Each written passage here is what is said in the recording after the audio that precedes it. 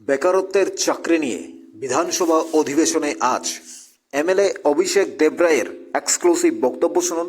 থাকুন news Tripura one চ্যানেলের সাথে। প্রত্যেকটি আপডেট আমরা আপনাদের কাছে পৌঁছে দেব প্রতি মুহূর্তে।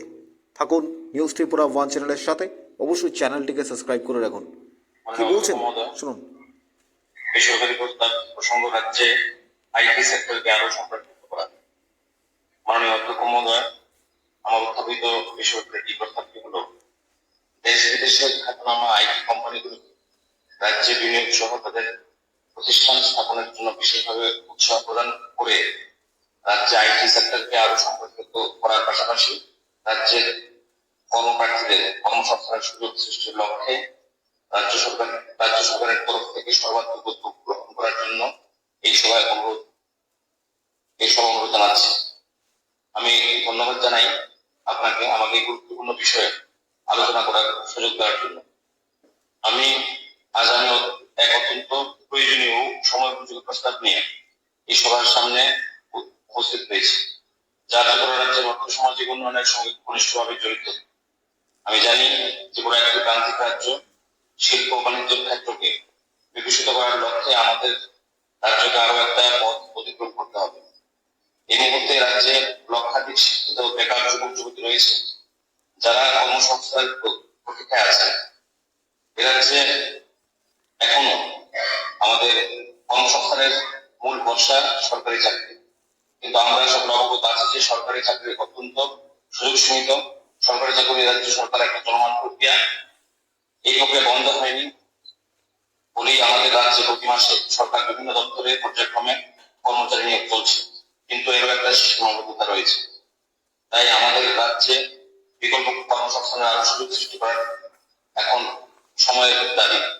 ত্রিপুরা সড়ক, রেল ও বিমান যোগাযোগের সুব্যবস্থা থাকলেও বৃহৎ বা মাঝারি শিল্প, কলকারখানা এবং বিশেষ তথ্য প্রযুক্তি আইটির ক্ষেত্রে উন্নয়নের এখনো প্রত্যাশার তুলনায় সেভাবে গড়ে ওঠেনি।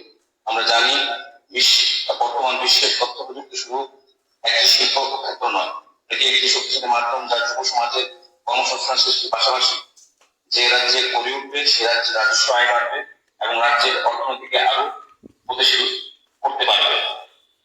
আমাদের রাজ্যে বর্তমান কিছু আইটি কোম্পানি ছোট পরিসরে কাজ করছে বটে, কিন্তু এখানে আমাদের থেমে থাকতে চলবে না। রাজ্যের রাজধানী আগরতলা একটা আইটি ভবন রয়েছে, তবে সার্বিক ব্যবস্থাপনা সহ বৃহৎ পরিসরে কোনো খ্যাতনামা আইটি প্রতিষ্ঠান এখনো রাজ্যে প্রতিষ্ঠিত হয়নি। অথচ ত্রিপুরার ভৌগোলিক সুবিধা, প্রাকৃতিক অপরূপ সৌন্দর্য এবং দক্ষ জনশক্তি এই রাজ্যকে আইটি খাতে উন্নতির সম্ভাবনা গন্তব্য হিসেবে প্রতিষ্ঠিত করতে পারে বলে আমি মনে করি। তাছাড়া আমাদের ইন্টারনেটের যে স্পিড সারা ভারতবর্ষের মধ্যে ত্রিপুরা রাজ্যে অনেক বেশি। অতএব এই পরিস্থিতিতে আমি প্রস্তাব রাখছি যে রাজ্য সরকারকে দেশ বিদেশের খ্যাতনামা আইটি কোম্পানি গুলির সঙ্গে সরাসরি আলোচনা করে তাদের ত্রিপুরা বিনিয়োগ করার জন্য উৎসাহ প্রদান করুক। পাশাপাশি আমাদের রাজ্যে আইটি সেক্টর পরিকাঠামো উন্নয়নের সরকার সর্বাত্মক উদ্যোগ গ্রহণ করুক। এতে আমরা কয়েকটি গুরুত্বপূর্ণ সুবিধা পেতে পারি, যেমন বেকারত্ব কমবে, অর্থনৈতিক উন্নতি সাধন হবে, কৌশলগত উন্নয়ন, রাজ্যকে দেশ এবং আন্তর্জাতিক আইটি মানচিত্রে একটি গুরুত্বপূর্ণ স্থান করে দেওয়া সম্ভব হবে, মানব সম্পদের উন্নয়ন, দক্ষতা বৃদ্ধির জন্য প্রশিক্ষণ কেন্দ্র স্থাপন এবং কর্মীদের উচ্চমানের প্রযুক্তিগত জ্ঞান প্রদান করা সম্ভব হবে। অধ্যক্ষ মহোদয়, আমাদের দেশে যেমন কর্ণাটক, গুজরাট, মহারাষ্ট্র, অন্ধ্রপ্রদেশ সহ কয়েকটি রাজ্য আইটি সেক্টরের মাধ্যমে অর্থ সামাজিক উন্নয়নের এক অনন্য উদাহরণ স্থাপন করেছে। যদি ত্রিপুরা সরকারও সঠিক নীতি এবং পরিকল্পনার মাধ্যমে আইটি সেক্টরে বিনিয়োগ আনতে পারে, আমাদের রাজ্যে সেই পথ অনুসরণ করতে সক্ষম হবে।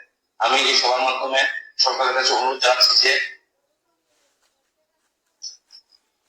ত্রিপুরা একটি পূর্ণাঙ্গ আইটি পার্ক স্থাপনের জন্য পরিকল্পনা গ্রহণ করা হোক, স্থানীয় যুবকদের প্রশিক্ষণের জন্য বিশেষ কর্মসূচি চালু করা হোক।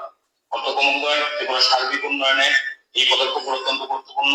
আমাদের যুব সমাজকে এগিয়ে নিয়ে যেতে হলে এবং রাজ্যের অর্থনৈতিক ভিত্তিকে শক্তিশালী করতে হলে এই প্রস্তাব বাস্তবায়নের সরকারের দ্রুত ব্যবস্থা গ্রহণ করতে হবে।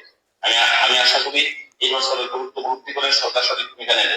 পরিশেষে আমি এই সভার উপস্থিত সম্মানীয় সদস্যগণকে রাজ্যের সাথে আমার উত্থাপিত এই প্রস্তাবটিকে সমর্থন করার জন্য বিনীতভাবে অনুরোধ জানাচ্ছি। অধ্যক্ষ মহোদয়, অত্যন্ত চমৎকার এবং তাৎপর্যপূর্ণ বক্তব্য রেখেছেন মাননীয় এমএলএ অভিষেক দেবরয়। তিনি উদয়পুরের একজন গুরুত্বপূর্ণ এমএলএ, মাতাবাড়ি কেন্দ্রের মাননীয় অভিষেক দেবরয় মহোদয়। তো তিনি তার বক্তব্যের মধ্যে বারবার কর্মসংস্থানের কথা তুলে ধরেছেন, বারবার বেকারত্বের কথা তুলে ধরেছেন, বারবার তিনি কর্মসংস্থান বিভিন্নভাবে হোক, আউটসোর্সিং, ইন্ডাস্ট্রি এবং সরকারি কর্মচারী, সরকারের নিয়োগ, সমস্ত বিষয়ে সরকারের কাছে তিনি আবেদন জানিয়েছেন। রাজ্যের বেকারত্বের সাথে কথা বলেছেন, রাজ্য সরকারের কাছে জানতে চাইছেন, অর্থাৎ রাজ্য সরকারকে বলেছেন কবে নিয়োগ করা হবে, কিভাবে নিয়োগ করা হবে, কোম্পানির ইন্ডাস্ট্রির মাধ্যমে নিয়োগ করুক, আউটসোর্সিংয়ের মাধ্যমে করুক, রাজ্য শিল্প বাণিজ্য দপ্তরের মধ্য দিয়ে করুক, এবং রাজ্য সরকার বেকারদের চাকরিতে নিয়োগ করুক সরকারিভাবে।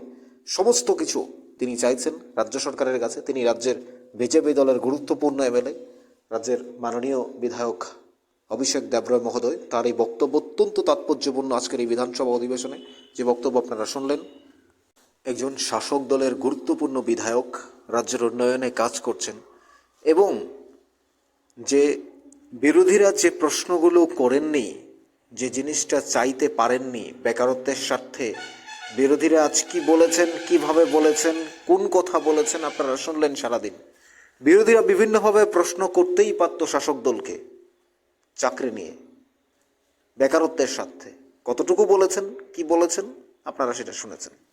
কিন্তু মাননীয় অভিষেক দেবরায়, যিনি শাসক দলের বিধায়ক, তিনি কিন্তু বলেছেন বিরোধীরা যা বলেননি তার চেয়ে অনেক বেশি বলেছেন এই শাসক দলের বিধায়ক অভিষেক দেবরয়। ওনার প্রতি সম্মান জানিয়েই বলছি, একবার ভেবে দেখুন। তিনি চাইছেন চাকরির জন্য, লক্ষ লক্ষ বেকার আছে, এই বেকারদের স্বার্থের কথা বলেছেন। চাকরি তাদের দিতে হবে, কর্মসংস্থান করে দিতে হবে, সেটা ইন্ডাস্ট্রির মধ্য দিয়ে হোক কিংবা আউটসোর্সিং এবং সরকারি দপ্তরে বিভিন্নভাবে তাদেরকে নিয়োগ করা যায়, সে নিয়োগ করতে হবে, এবং সেটার জন্য সরকারের কাছে তিনি বিশেষভাবে আবেদন জানিয়েছেন।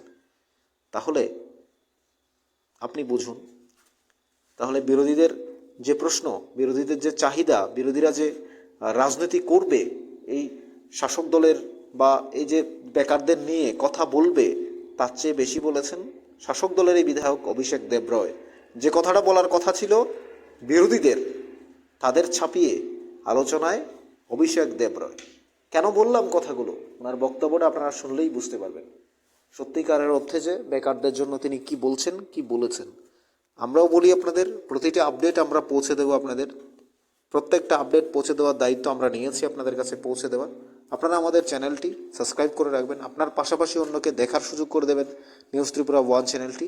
আমাদের সাথে থাকুন। প্রত্যেকটা আপডেট, বিধানসভার ভেতরে বাইরে কি হচ্ছে, প্রতি মুহূর্তে কোন খবর আপনাদের জন্য রয়েছে, সাধারণ মানুষ থেকে শুরু করে চাকরিজীবী, চাকরি প্রার্থী, বেকারত্ব, সবার জন্য আমরা খবর পৌঁছে দেব।